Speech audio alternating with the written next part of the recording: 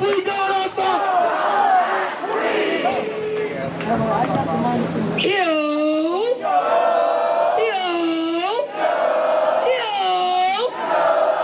I just want to introduce a word for those of you who haven't heard the word. Intersectionality. Intersectionality. All right. I am a black woman. First of all, I am black. Second, I am a woman. Third of all, I am a part of the LGBT community. I just want to acknowledge and point out, this is the anniversary. Yesterday was the anniversary of Post. Right here, we lost a lot of our sisters and brothers, and I want to point out how the LGBT community, this is Pride Month, they have stood with us, and they have not let that override anything, and they stood behind the Black Lives Matter movement, or whatever you want to call this movement of tearing down this system. Let's have a moment of silence, just a quick moment, since we did the 8 minutes. Let's just have a quick moment of silence for those that we lost at Post. They talked a lot about gun violence around that time, right? They were talking about taking guns away from citizens. We talked about gun violence, and they addressed the 300 million citizen guns that are in the U.S. But let's talk about the unprecedented amount of guns from the police who have been militarized. Let's take those guns away. Let's defund the police. Racist violence cannot be eliminated simply by addressing individual perpetrators of this system. This is where the lessons of prison abolitionism comes in. They're helpful, very helpful. We know prisons have not solved any problems. We know it's created more problems, especially with 70% of the federal inmates being tested positive for COVID-19. Let's address the historical dimensions and the institutional dimensions of racism in a way that will put us on a path to a non-racist, no, an anti-racist society.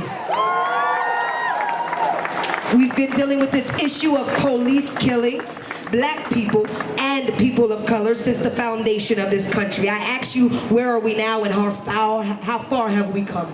Stepped off the plantation and picked up badges. That's how far. Well, we need to guarantee that individuals are held accountable. We must not forget that it's something much greater than individuals. We must ask how we will root out the racism from these institutions like police precincts, the healthcare system, the industrial prison complex, the education system, housing.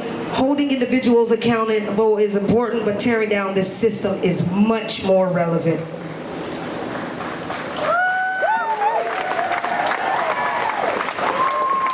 I do want to reiterate what our comrades said about knowing your rights. Study up. It is up to you to open those books.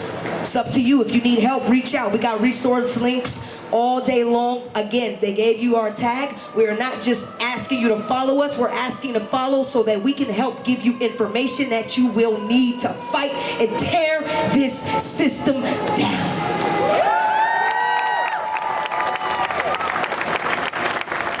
Let's keep the energy of Martin, but let's keep the energy of Malcolm and Huey. Let's keep the energy of people like my long-distant mentor, Miss Dr. Angela Davis. You know what she said? She said, I'm no longer accepting the things I supposedly can't change. I just want to give some personal background. I am from Oakland, California, the home of the Black Panthers, the home of Community First, the home of the free lunch and after-school programs, which we now know as WIC. I just want to say my cousin was Stephon Clark. I came to Florida to try to get away, to step back. It was too much going on, and when that hit me, it hit me right out in Sacramento, California. But I can't get away. Just like Emmett Till's mother, she had an open casket because what? It spread the word. We got to spread the word, and we got to make sure we do what we need to do to tear this system down. I'm sorry, guys. It's just so much. So many have died. So many have. It's just a lot right now. That's all right. That's all right. That's all right.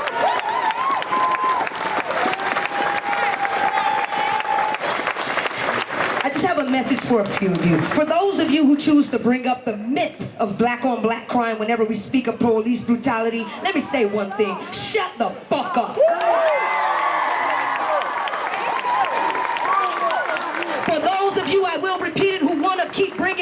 the myth of black on black crime when we are talking about police brutality. Shut the fuck up. I just want to point out some statistics. Crime is committed in the area that you live. And being that we still live in segregated communities across the United States, you kill where you live. So white people kill white people at the same rate that black people kill other black people. Have you heard the term white on white crime? Have you heard the term Asian on Asian crime? Nah. Have you heard the term Latino on Latino crime? No. All right, so let's figure that out. For those of you who continue to make kneeling throughout the national anthem about the flag or about the military, I guess what? Cap was shedding light on what we continue to speak about here today. Educate yourself. Willful ignorance is violence. I'll say it again. Willful ignorance is violence. All right, for those of you who love to say all lives matter, don't know what it's like to raise a black son or daughter and teach them how to navigate through a system that was set up to fail them.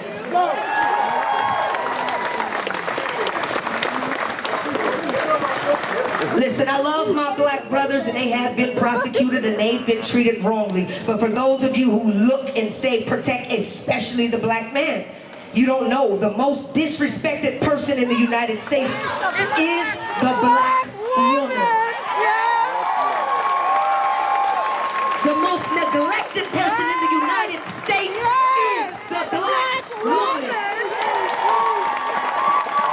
They cage our fathers, they cage our brothers, they cage our sons and our nephews and our male cousins, and then they use that ammunition to ridicule us about not having fathers.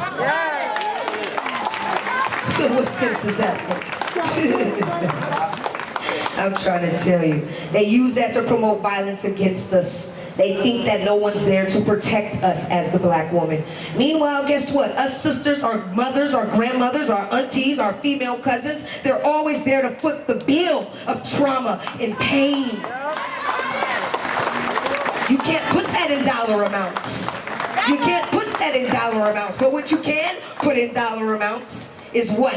All the time we lose going back and forth to the prison to visit, going back and forth through our accounts to try to post bail, posting up for what prison calls, how they overtax us. And I want to talk to my brother who y'all holding in the cage. We foot the bill for that, putting together fundraisers and rallies. We foot the bill financially all day.